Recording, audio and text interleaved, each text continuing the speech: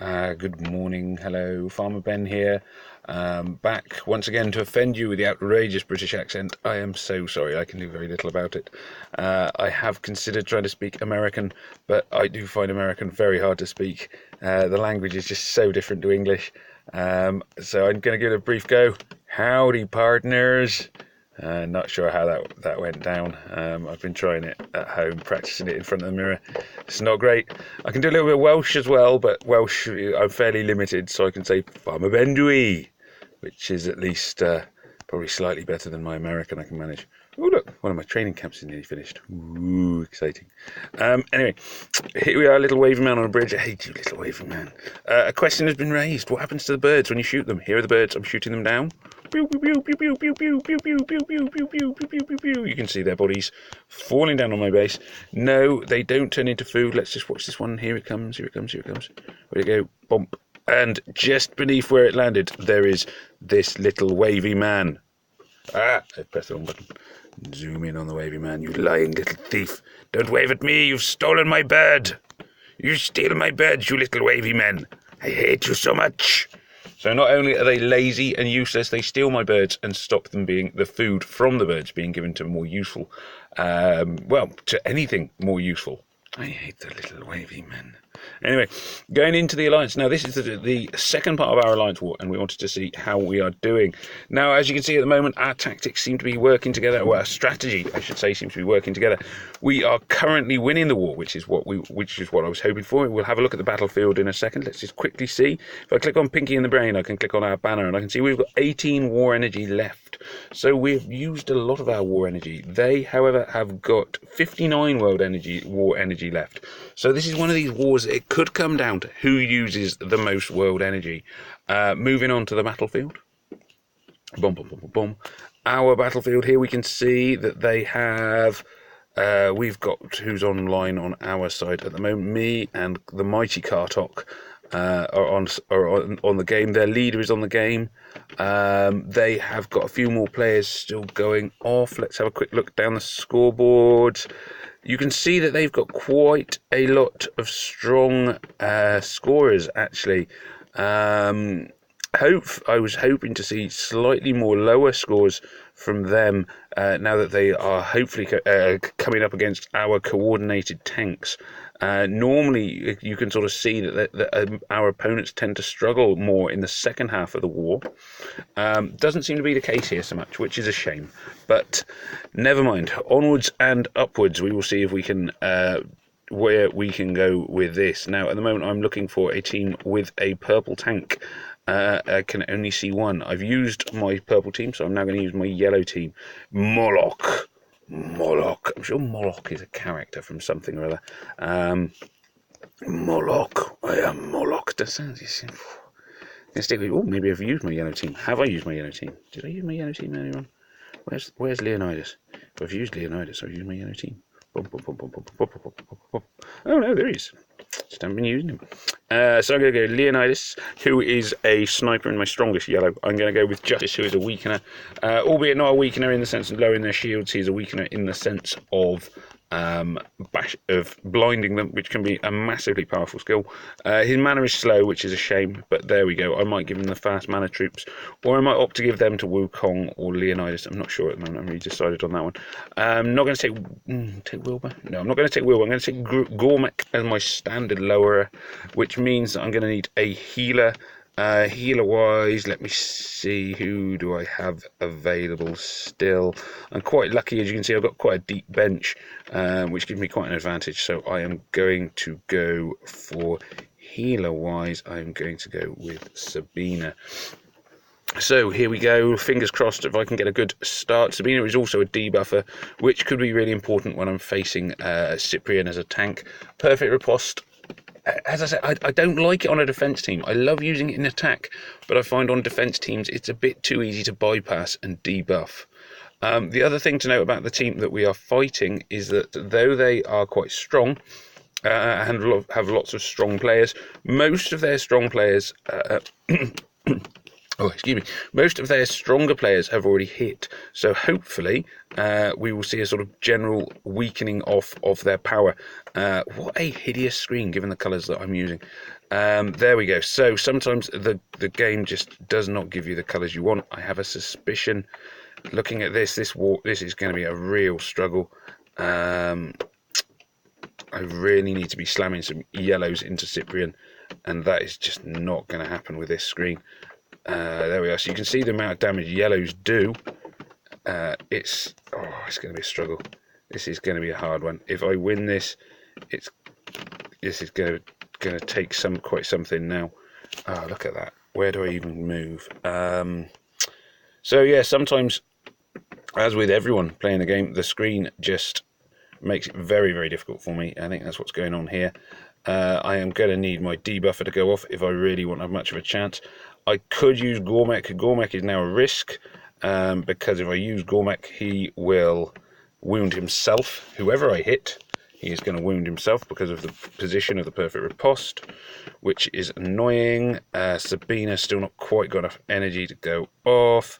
Cyprian still alive in the centre. Things looking really bad here. Sabina's dead, which means now that I can't get rid of the perfect riposte. Ugh, this hideous screen. So sometimes with the best sort of laid plans in the game, you can still be stuck because of a hideous, hideous screen. Really out of options here. Boom. That was pretty pathetic, unfortunately. Just a series of bad screens, bad moves to get me started. I can at least let my team know that I've weakened Moloch, but it's not going to be enough there to really make much of a difference at this stage in the war. Pity that. A pity. Leaves me moving on to my next team. Oh, game's going very, very slowly. Let's hope it picks up. Oh, game, have you crashed? Might have crashed. Oh, it's thinking. Has it lost Wi-Fi? No, it says it's still got 15 points for my alliance. Not amazing. I'm not going to be attacking the team with what's her name, Guinevere again, as I've already used up my purple tank. I believe now that I'm looking at a funny mixture of heroes. Because I think I'm going to have a fairly red-based team, I'm probably going to go for Sebastian. It's not ideal. Sebastian has got quite a lot of blue and red heroes with a red tank. I have got quite a few reds left over. So I've got a hitter, a sniper. Who's my healer? Have I got a healer left? Maybe out of healers. I've used those ones. Have I still got Melindor? Hopefully I've still got Melindor left somewhere down here. They're down towards the bottom. Nope, used Melindor. Oh dear. And I've presumably therefore used Bold Tusks. Gosh, I've used all my healers. That was not a particularly wise move on my part. So you sometimes get to the choice. You can either go for a team with healers or a team without, and I think I'm going to have to go for a team without. I'm not going to use Beryl and Amniona and Cyprian. I'll tell you why, because in a little bit I do like to do my rebound team. I've actually probably got more yellows than anything else. Liu Zhu. Actually, do I take Liu Zhu? Yeah, let's go with Liu Zhu. And it's going to be a slow team. It's not going to be a particularly effective raid team, I think, with this one. Grim, just to finish us off there.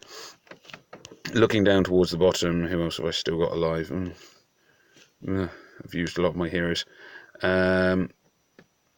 Ooh, that might work. I'm going to swap Grim for Wilbur. And yes, I'm going to swap Grim for Wilbur. And possibly take Gormek instead of... There we go. So it's going to be a bit of a random team. Red heavy. Would ideally have a green tank, but there's no green tank left in the game.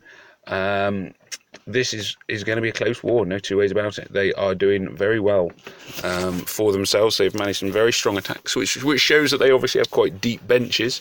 Remains to be seen who will win. It could be us, it could be them. Very close. Now, let's see. It's another fairly hideous screen. Sometimes the game just seems to sense what colour you need the most and refuses to give you that colour. Thanks, game. Not that I'm bitter about it. Nowhere bitter. As you all know, I don't get bitter about the game. Certainly, I have never got bitter about my complete lack of 5-star heroes. Never even slightly bitter about the fact I've never managed to summon any 5-stars in the whole time I've been playing the game. I'm really actually quite happy about that. It brings me a lot of joy, a lot of satisfaction late at night. Sometimes makes me smile, makes me think, yes, I'm learning it the hard way. The game is teaching me humility and pain.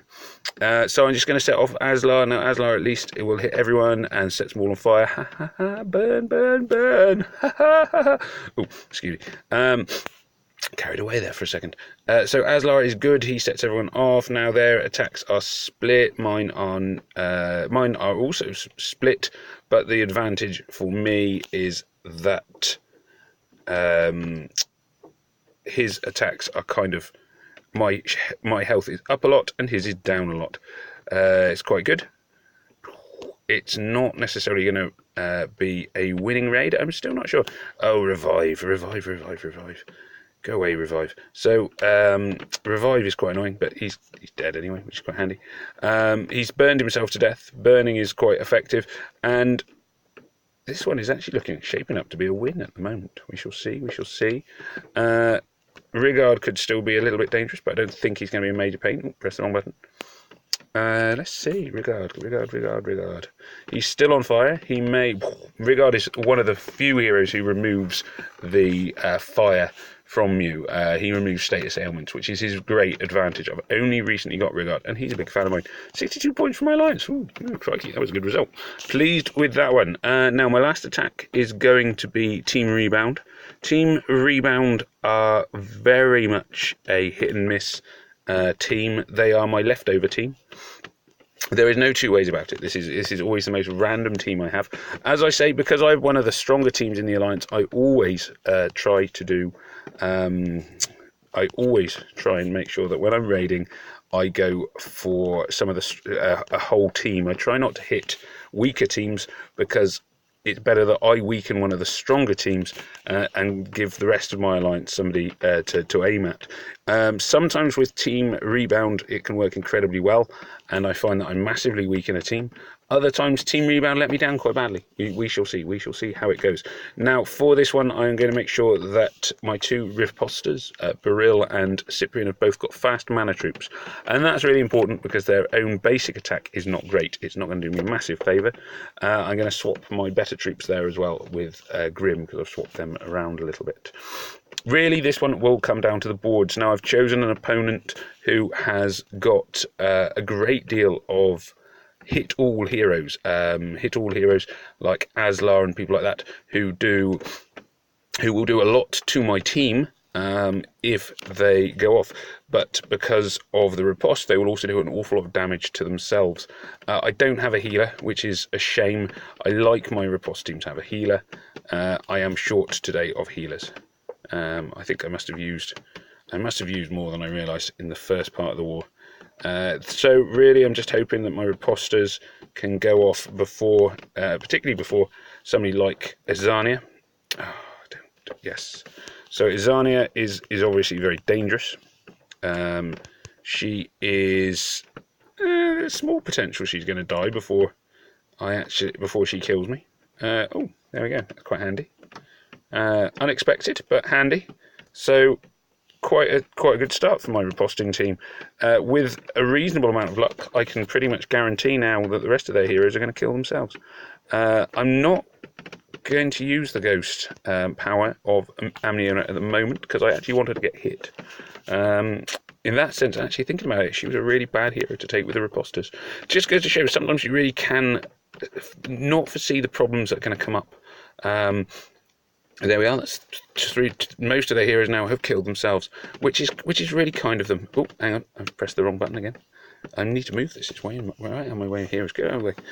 So yeah, choose your heroes wisely. Amniona apparently, when I think about it, was actually a really bad choice to put with my perfect riposte team because I wanted to get hit. That's kind of the whole point of my riposte team, is that I want them to be getting hit quite regularly, so that they are firing their special skill back at the opponents. So Aslar, as you can see, is about to go off, and he will kill himself. Boom.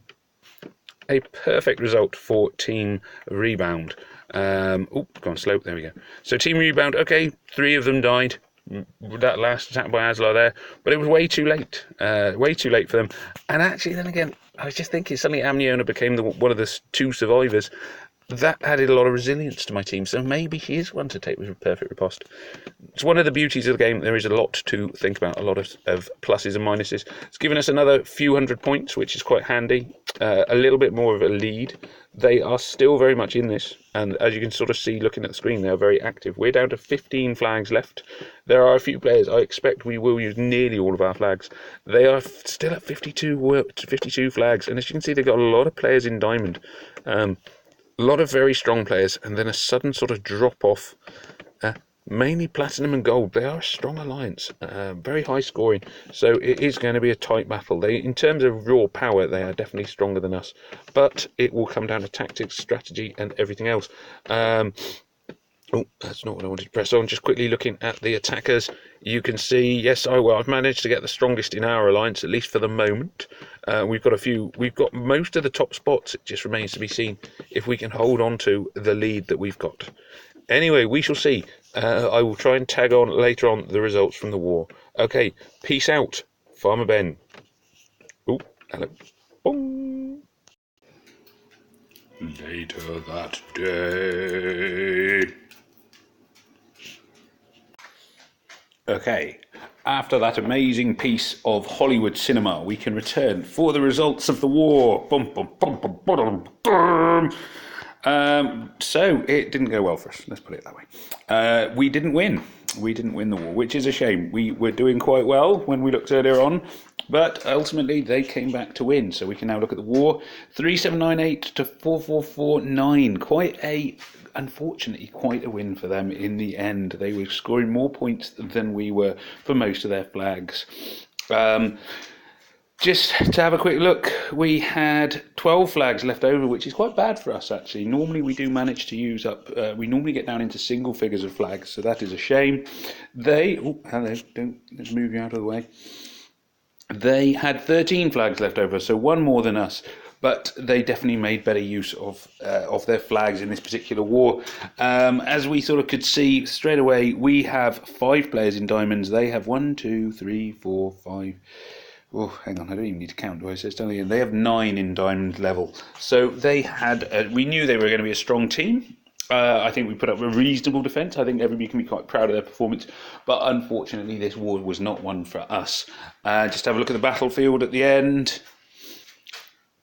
You can see, as predicted, Metzdil in the middle there, he was just a bit too strong for us. Guinevere is a very hard tank to beat. Most of our teams had been wiped out towards the end again, including yours truly. In terms of points, the strongest attackers were Sebastian and Radek on their team, and then Farmer Ben and Doyle McPoyle on our team. So we did manage to keep a few of the top spots. Unfortunately, it just was not enough on this particular war. So as a result of that defeat, I was given 1 axe attack, some iron and some food, which I think just goes to emphasise again what I said earlier. It is very much a team game, and even though I was the best player in our alliance, the loot was rubbish. The only way to get decent loot from the war is to be on the winning side, and the way to be on the winning side is to work as a team, work collaboratively to get to those end results. Sometimes though, even when you put in a reasonable number of strategies, the boards can be against you and things just don't always go our way. It is a shame. I've made a few excuses there. Sometimes you just don't get the results you want. But next war, who knows? Next war we will probably use similar tactics, similar strategies, and maybe next time we will be a bit luckier, or our opponent will be a bit less lucky. It remains to be seen. Anyway, thank you very much for watching. Remember to click the subscribe video. You've now seen my high-end Hollywood quality video editing skills, so you now know that the videos are going to get more and more elaborate and Hollywoodized. It's probably still a little way off before I start going down the George Lucas route of going back and ruining my first few videos, but maybe one day I'll get there. Anyway, peace out. Remember to subscribe, press the little bell button to tell you that so you don't miss out on any more videos. The next one I'm planning to publish is basically how to beat any level, and that is not one you're going to want to miss. Anyway, peace out, take care, bye!